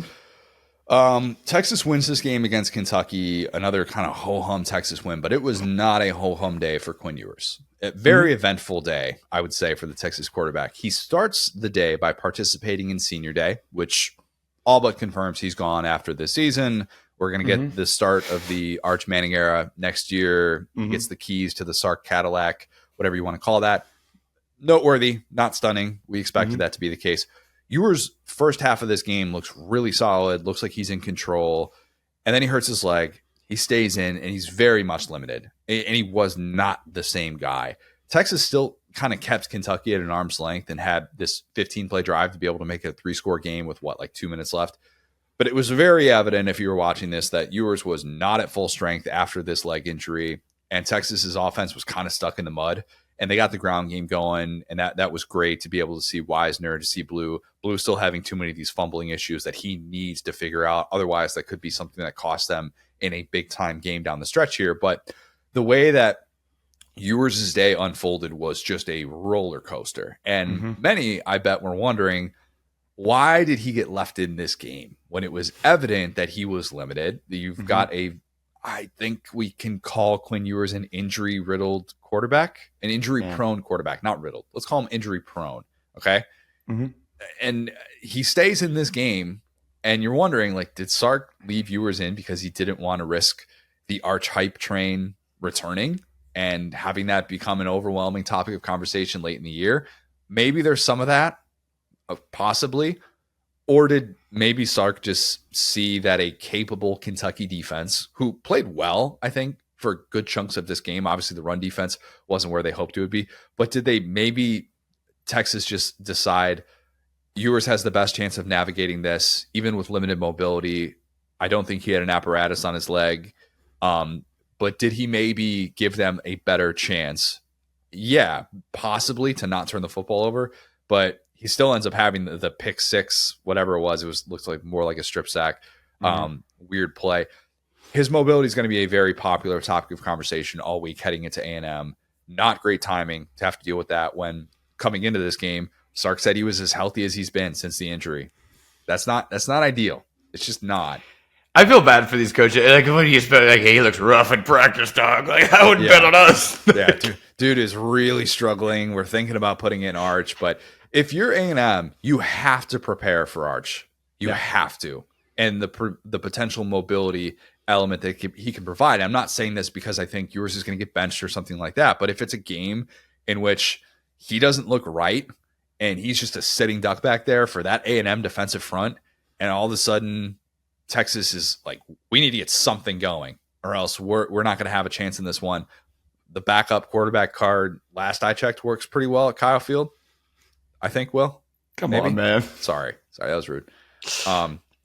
But yeah, up and down day for Quinn Ewers, and I think he would have preferred to finish it on a much different note. Yeah, I've said this kind of for the last couple of weeks. I just keep coming back to it. Each week I grow a little bit more impressed with Sark. And obviously this isn't, to this point, right? This could come apart, but I'm looking at, as I watched that game, there was like the rushing stats, and it's like, bro, look what this man is working with right now. Like, it's so funny because like outwardly they're this brand. Texas, unfortunately, could be in line for a playoff upset that has very little to do with them because they're getting to almost like a version of what Oklahoma has, where they showed up with all these great pieces, and then the pieces just kind of started getting hurt. And I say that to say, right, each week it's like something is taken from Steve Sarkisian. It's like he's playing a game of Jenga. Like, I'm looking at I'm like, these guys were like deep down on the road. What's up? If Wisner was, if they had their full depth chart this year, here's a question, and I don't say this because I'm hating on him. I like Trey Wisner, the player that he's become for Texas. If they're at full strength, is he getting 10 snaps a game on offense? That's exactly what I'm saying. And he's a great player. Like, it worked out for them because their talent level has become such that Sark has this floor that's pretty high. But it's like, yeah, okay, you got Quinn Ewers. You can't, to your point, bench him. It's almost kind of an issue now because it's like, well, if he were just hurt, and I said this earlier, like if he were just hurt and they could just let him take like 3 or 4 weeks off, like kind of middle of the season, that would be one thing. But it's the fact that he's healthy enough to play, so you can't really bench him. So he's like out there. So yeah, point being, I'm so, and dude, the other part of it too is like we talked about Gunnar Helm in the preview. It's like I said, it's like they started with like 6 shiny knives. 4 of them have been taken off. All Sark has is like hurt Quinn Ewers and Gunnar Helm, and he's just like, all right, brother. And Wisner and a little bit of Shane Blue is like, we're just gonna ride this in the sunset. No worries, bro. And their receivers too. Bond not being at 100%. Yeah.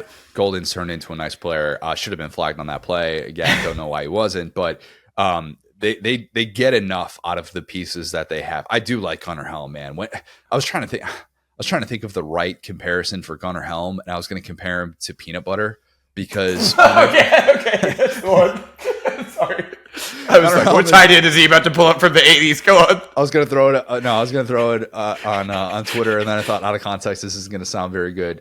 Gunnar Helm is like peanut butter because when you don't have anything for a meal, and you're just like, buddy, I got nothing, but I've got bread and I've got peanut butter, and I can get myself a peanut butter sandwich. And that's who Gunnar Helm has become for Texas in a lot of ways this year. When you need him, he's just there. And yeah, he might not be this guy that's going to make big national headlines. It's not going to be a meal that's unforgettable, but he's going to get the job for you. he's going to get the job done for you. He's going to make catches in traffic. I thought that touchdown catch that he had where he's getting hit as he's catching, is like, that's a big time play, man. That is not something that a whole lot of tight ends in this sport can be able to do. But he's become very valuable, an indispensable piece of this Texas offense. I think Texas clinched a playoff spot. Yeah. I think even if they get blown out against A&M, I think with the craziness that played out on Saturday, I think they're in. They're going to be at number 3. And look how few 2-loss teams remain in the SEC. Well, it's Georgia, it's Tennessee, it's Texas. Like, that's it. That's all we're left with. 3 teams in the SEC with 1 or 2 losses. And Texas has 1 loss. So, like, we're going to get to playoff rankings later, and you'll see what I mean about how difficult it is to rank some of these teams. But I think Texas is fine. Like, I think Texas is in. And I am, look, I know that people don't want to hear that going into the A&M game, and I want the A&M game to mean everything, and I think it still has huge implications because we cannot discount what it means to be able to get that bye in the first round of the playoff with where these teams are at, how banged up they are. To be able to get a first-round bye is still significant. I cannot wait for that one on Saturday night. I'm super excited, but I think Texas is already in the playoff by virtue of getting that 10th win. Yes, and the reason why I bring up all their injuries and stuff is that I don't want to have, like, if they were to have some type of an embarrassing playoff appearance because of their depth, like, I don't want it to be like, oh, this is some disappointing season. Like, it has been a really, really sturdy season for Texas. That they've had to deal with a lot of stuff. They had to go amidst all the chaos. Look at all the chaos we're seeing. It could be a whole lot worse. Yeah. That's kind of the thing. Like, I always joke with my buddies, like, a great example. All right, Jerry Rice. Jerry Rice was just always open. He was just always open. And you would watch his film and be like, how is this tiny guy? He's not that fast. But you just watch him, and it was little stuff he would do at the beginning of his route, little stuff he would do in the pre-play that would just get him open. You'd be like, how is he even doing this? And it's like, same deal here, right? Like, this is a season that for our entire lives, pretty much, even with Mac Brown, honestly, would have been like a 7-9 win season. That would have been a massive disaster. And so just because Texas like fails to win the SEC or whatever does not mean that this was a disappointing season, because they've shown a lot of like heart and fight. And the questions that we had for these teams coming into the SEC, both of them have had that in spades. So I'm really, really impressed with Texas this year. Just want to get that on there before the A&M game, before the potential Georgia game, before whatever happens in the playoff, because it's always been fun to make fun of Texas, but they really have already to this point showed me something this year. Yeah, Texas is usually responsible for the craziness and responsible for collapsing, and instead they're just kind of become a lock to be able to beat a top 15 team. I mean, that's to me is what's become so impressive about them, and their floor is incredibly high. And that's the good news for Texas. Even though sometimes you feel in these games, like, why aren't they beating this team by 28? It's like, all right, well, they're up by 10 and they're not really in jeopardy of losing this game. Just because they're not as explosive as some of these other teams doesn't mean that they're all of a sudden vulnerable. And I think that's where it can kind of get misconstrued. One quick note on Kentucky, who, by the way, will not be playing in the postseason. First time that they are missing a bowl game since 2015. I know this wasn't national news. I know this isn't something that people are probably going to really talk or care about outside of Kentucky. But Cutter Boley, the true freshman from Lexington, gave them a shot of life, came into the second half of this one in relief of Brock Vandagriff, took a couple of bad sacks, had some of those freshman moments, but provided a little bit of a glimpse of the future and spoke really highly about his faith in Kentucky and the surroundings that they have afterwards. Take that for what it is. But if he beats Louisville and looks the part to close out the season, which I believe he will get the start, that's my guess. Stoops might actually have a homegrown quarterback who starts as the guy, which I was like, man, when was the last time that happened? 2016, Drew Barker. Oh, Drew Barker, that's a name. Because even Steven Johnson wasn't a homegrown guy. He started off JUCO, I believe. You got to go all the way back to 2016 that they didn't have a transfer as their starting quarterback, because even Terry Wilson started off his career at Oregon. He shows up at Oregon, looks over at that guy taking the reps at quarterback in his same class and is like, Justin Herbert is pretty good, isn't he? And then decided that he had to leave. But yeah, could be a very new era for the Kentucky offense. Again, we'll get into more stuff like that in the offseason when we get into the weeds. Yeah. All right. Let's whip through these last two games here. Well, Vandy and LSU. LSU fends off Diego Pavia, despite the fact that Diego Pavia throws a touchdown pass on the very first play. Vandy and I fear the worst for you, Will. I was like, this is going to be bad. They're going to win this game 35-14. Brian Kelly's going to have head on a skewer. And look, he didn't go down easily, but LSU avoided losing in Death Valley at night to Vandy. Extension for Brian Kelly? Sorry. Being part of this conference, this fan base is like doing a drug. I don't like. I wake up, our fans are like mad at the unit, just furious at everything that's ever happened related to Baton Rouge. I'm hearing nobody's at the game. They're all mad at Brian Kelly, and then I'm watching the game and I'm like, I wish this is a nice little home field. So, guys, this guy's not falling. It's gonna be fine. Like, I've never been so happy to beat Vanderbilt in my life, but that's just where I'll leave it. Like, they start off fumbling the opening kickoff. Major Burns recovers it. They have this disastrous first series. Immediately first play touchdown. I'm sitting there. I literally texted you. I was like, things could get really bad for us if we lose to Vandy. I'm just going to let you know. It is a disaster beginning to this game. Like 60-something yard touchdowns. One play, 63 yards. I'm like, yeah, this is going to be a problem. Our safeties look lost again. And then, I mean, somehow LSU took until this point in the season to stop the option of mobile quarterback. Congratulations. We've all done it together. We've been in this process. What? Diego Pavia had 6 carries in this one, Will. 6 carries. Mm-hmm. As many as JJ Pegues. Right? Dude, come on.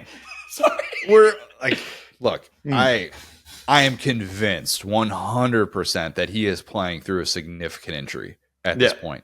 6 carries. You mean to tell me that guy is at full strength right now and that he got, with everything we know to be true about LSU's defense defending the run defending the quarterback run, that guy, that was the ideal game plan? No way. And I understand they didn't possess the football as much as they would have liked, but still, off the bye week, that was telling. Diego Pavia is not just dealing with bumps and bruises. Just wait for it. Diego Pavia, torn ACL. He played 7 games with it. Like, just give him the Heisman after that comes out. Yeah, I mean, maybe it's like you get the juices going, but like I think Quinn Ewers couldn't throw a ball the way that he did to start that game, the way that Diego did to start the game. So I think that, like, as the game goes on, you take more hits. That could be a little bit of a game plan thing. But I think at the end of the day, like, I think that's part of it. Also, the most hilarious time for a Josh Williams career game breakout. Goodness, this guy Asher Roth over here.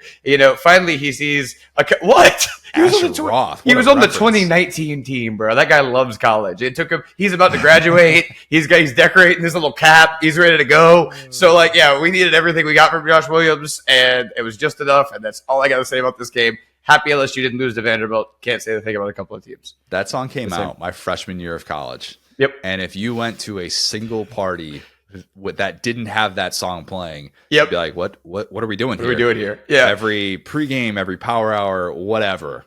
Asher Roth, I Love College was blaring in 08, big time. That's Josh Williams in Tigerland tonight. Just he's getting carried around. He's getting free shots. He's like, hey, I can call an Uber. I'm sober. I can call does everybody have a ride home? I'll call you all an Uber. I got NIL money. Anyway. Oh, gosh. By the way, Diego Pavia, when he had that, I think it was a 36-yard run, and he got over to the LSU sideline, he's just John. It's hard for me to tell. That's the thing. If he was injured, we couldn't tell. So you're right. It might look like this. Can we get some mouth reading? Mic'd up is too much to ask, probably. Again, I tweeted this out. Subscription service with just unfiltered live feed, Diego Pavia audio. We have the means to make that happen. There needs to be a little bit more momentum. If I have to foot the bill for some of that, just tell me, all right? I'll make it happen. But that guy just continues to just always be so fun to watch, even when he's not fun to watch. And that's a weird thing to say, but here's what I wonder about. Okay. And nice win for LSU, by the way. It's a nice non-loss for LSU. Nice non-loss for LSU, yes. Let's keep it pushing. They're still fighting for Brian Kelly, confirmed. Vandy, senior day.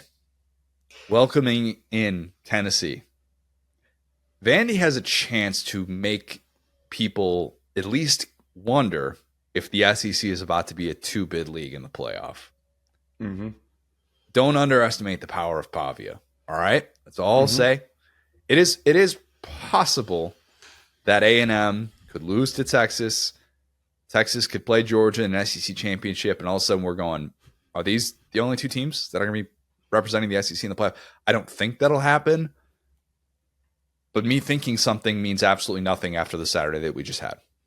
Yeah, absolutely. And I mean, I remain thoroughly impressed, especially this year, specifically with Clark Lee. I think that they need to keep that coaching staff intact. They need to do anything, whatever country music singer, whatever they got Sue in the the Rolodex, NCAA. to Just do sue whatever you whoever. can. Like Yeah, Diego's obviously a massive part of this, but like I go to like that fake punt call, electric. Like loved I it. loved that. Like even I was like, and you know me, like when a team like gets what I'm like, you get it, you got it. That was a great call. I think that they kept it alive until the end, and I think that like this is something we never in a million years dreamed that we could see. You're talking about extensions. That's one for Clark Lee. So yeah, I think this went fine. See if Diego Pavia's brothers have any college eligibility. If suing the NCAA doesn't work for Diego, just whatever, just do it. All right, Vandy, make it happen. Not a whole lot of thoughts on Mizzou and Mississippi State, but got to say we were wrong to assume that Mizzou was cooked. Okay, Yep. Hand up. I'll admit that. I was wrong That to fourth assume. down got feisty. I will say, Mississippi State was in there for a minute, but it got to credit Mizzou for playing like the ranked team. Playing like the ranked team, reminding us that they do still have those weapons in the passing game. Brady Cook playing like the Brady Cook we kind of thought he'd be for the majority of the year, albeit in a favorable matchup. He made the key play of the day, where it was what, like I think it was 14-10, I want to say, and he scrambles, he points to Burden in the back of the end zone, and just a tremendous adjustment by Luther Burden, the type of stuff that make you realize this guy is not just going to be a slot receiver in the NFL. He's got ball skills that are just unbelievably good. And I love watching peak Luther Burden. He's still out there making plays. Hollow 10-win season for Mizzou is still on the table. I did not see if Drink re-entered the playoff chat after all the craziness. I didn't see if he did that. I hope he did it. Look, there are several coaches that need to just exit whatever chat is available to them. I think he's about right there. Let's just... Hey, selection committee, heard through the grapevine that you're considering 3 lost teams from the SEC. MIZ? I bet that light blue blazer for Nick Saban is talking to him like the Green Goblin mask in Spider-Man. He's like, time to put this on, do a little campaigning for the Tide. It's about that time. Nobody bring up the fact that Mizzou is now up to minus 36 in SEC play. That's right. I said up to minus 36 in SEC play. Probably doesn't fit the description. But Mizzou, perhaps playing in a Florida Bowl game. Orlando was lovely this time of year. Look at me. I got a nice little comfy sweatshirt on. It was 54 degrees when we took a walk this morning. It was great walking weather. You can still kind of go to the beach. It's going to be high 70s. I'm glad you said that. Drink is definitely a beach pick psycho. Like, I bet he would get a Florida Bowl game and take a pick, like, at the beach. Nothing, like, too embarrassing, but just, like, life's sunny. Like, I could see him doing that with the visor. Like, a life is good hat on. Yep. Toes in the water. Is Drink a shoebie? Probably a little bit. You know what? If you get down here for a Florida Bowl game, you've earned it. Be the best version of yourself. I think if I had to guess, that's where Mizzou will be heading. But then again, with all these teams potentially slotted ahead of them, who kind of knows with the way this bowl picture is going to shake out? All right. Let's close by predicting the CFP top 12. No shakeup in the top 4. Oregon 1, Ohio State 2. I don't know. I didn't see much of that game, how Ohio State's day went. We don't need to get into that and punters and special teams and stuff like that. But Texas at number 3, Penn State at 4, Notre Dame at 5. Yeah, how about that? Miami at 6, Georgia at 7. Should Georgia be ahead of Miami? Yes, 1,000 times yes. Should they be ahead of Notre Dame? 1,000 times yes. Also ahead of Penn State. That's just my opinion. Tennessee at 8, because nobody benefited more from the chaos on Saturday than Tennessee. Indiana at 9. Debatable. Boise State at 10. SMU at 11. And then the thing that'll make everybody lose their freaking minds, and all of a sudden we're going to have all this talk on the college football playoff ranking show about whether or not they deserve to get in with this resume, even though they won't, and this process will play out and it'll be just fine. Bama at 12. I'm telling you, that light blue blazer, it's going to be hung on the game day set. He's going to walk in, it's going to be strength of schedule. It's going to be... Look, I don't know why I have to hear Nick Saban continue to talk about why his team deserved to make the playoff in 2022 when they had 2 losses and they did not beat a team with fewer than 4 losses. Okay. If your biggest trump card is we were favored and we would have won this game, I'm sorry. I do not want to hear that. I do not want to hear about how, you have a tougher road in the SEC than the Big 12. Yes, I agree with that 100%. I agree with you. But When you don't actually beat good teams and you lose to the two toughest teams on your schedule, I don't want to hear from you. Okay. I just don't. Anyways, predicting the top 12 could be a maddening exercise if you actually sit there and critique all of these teams that have issues, because they all have issues. That's the problem. You can talk yourself in circles with all of this. Okay. I fully acknowledge that. But you know what's a weird thought, Will? Mm-hmm. In the old system, the SEC is a Texas loss away from missing out on the 14 playoff. Yeah. Probably. Mm-hmm. Right? Well, Alabama could still get in that scenario. Not Georgia, though. They're out. God. Georgia, you're done. Yeah, it was a terrible day for the SEC's playoff chances. Like, let's just call it what it is. If the hope was to have as many seats at the table as possible and to have 3 of 4 SEC teams in the semifinal games, those chances took a significant hit. I think that's perfectly fair to say with the way that it played out. And let me ask you this, and I'll probably ask this question a couple more times. I always view things in terms of like tiers, right? So what is the tier 1 for you? Would you have Oregon kind of by themselves? What would be up at the top? Probably put Oregon. You know what? I would put Oregon, Ohio State, and Texas in tier 1. And I know Georgia fans aren't going to want to hear that. Georgia fans, tell me you like watching this team play. Yes, they can win a national championship. They can win a national championship. Their best is as good as anybody else's best. But just in terms of the floor, Georgia's floor is a lot lower than those teams. That's the problem. Yeah, it depends on how much you want to weigh like almost losses when it comes to Oregon, because they have a good amount of pretty bad almost losses. But when it comes to how they played like against, I mean, dude, like they almost lost to Idaho. They almost lost to Boise State. You know, they've had some weird week 1, week 2, though. I mean, yeah. No, you're right. And I need to like go back through here. Yeah, I mean, I guess that's been like we're talking about their resume that we're splitting hairs at the end of the season. So if you don't count those, I think Oregon's kind of in a tier by themselves. That's where I'm going with that, because they beat Ohio State head to head. So to me, I couldn't call those two teams equal, because I mean. Oregon's played in Eugene, played in Eugene, game that went down to the wire. It's like I don't know that all of a sudden makes you so like in a different tier. Like yeah, I mean Oregon obviously has the head to head. We found out from the Big Ten 3 days after the fact that they were going to be playing in the Big Ten championship, regardless of what played out. Yeah. But I still would have no problem putting them in the same sort of tier. And that's not to say that Ohio State is like this invincible team at this point. Go figure that the big question with Ohio State is, will they recover from the Seth McLaughlin injury? Yeah, man, what a funny So what a weird year. To put a bow on that, like Oregon beat Ohio State. That was a great game. It was a back and forth game. Their next most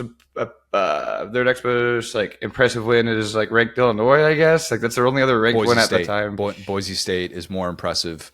Now that's a really good point. Yeah, Boise's like, yeah, that's a good point, because at the time, you're right. So yeah, I personally would put Oregon by themselves because they're undefeated. They've already beat Ohio State. The regular seasons have to matter, because to that point, Ohio State's they have struggled a little bit in some of these games in ways that recently Oregon hasn't. And like I said, with Texas, you start to get into more glaring weaknesses with Texas, where they have the loss that they look kind of helpless in. They have the injuries. They don't have the depth that Oregon does. So I think that's the way I'd slice it, is that Oregon is kind of by themselves at the top. Ohio State is the start of that next tier, or even the bottom of their tier, but again, head to head. And it starts with Texas, that next tier. And to me, that's what matters, is who anything from Texas down to pretty much Tennessee/Indiana. I think that those are all the contenders.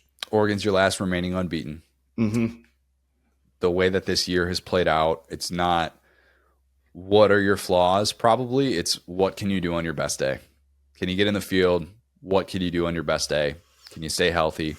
Can you find a way to put together 3 or 4 games against league competition? That's and who can avoid the stinker in the postseason? That's the thing. Who could, like I just talked about. I'm not sure about that with Texas with the injuries. I'm not sure about that with Ohio State. I think Oregon has done enough in this season to say if they lose in the postseason, I don't think it'll be a stinker.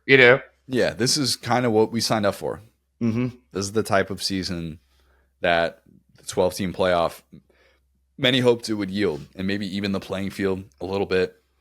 Certainly feels like the playing field has been even in the SEC. Maybe this is just this year. Maybe it is the way that rosters are built. We're going to have a whole lot of time to be able to dissect that in the offseason. But are we going to have a small country's GDP spent in NIL and portal? I'll tell you that, because plenty of fan bases and NIL donors are unhappy right now. But maybe there's some pushback to that. Maybe there's some teams that did.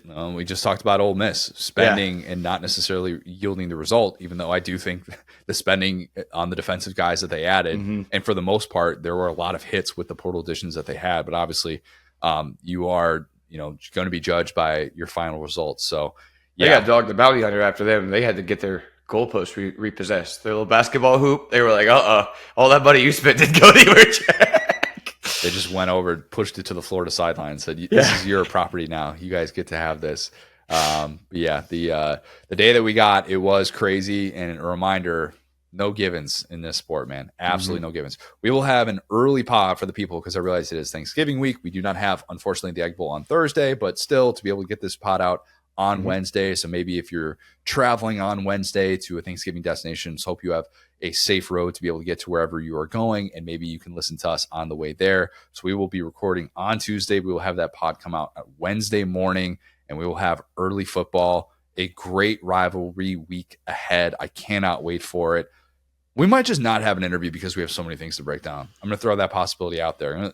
I haven't necessarily decided how I feel about that, but we have so many things to discuss with the preview pod this week. A lot of pivotal games for the playoff picture and beyond. So we will discuss all that. If you have not, leave us a 5-star review, subscribe to our YouTube channel where you can watch every single episode of the Saturday Down South podcast. Follow us on Twitter at the SDS Pod, at South Down South, at CJ Guerrero, at Go So Hard. Thanks, guys. Talk soon.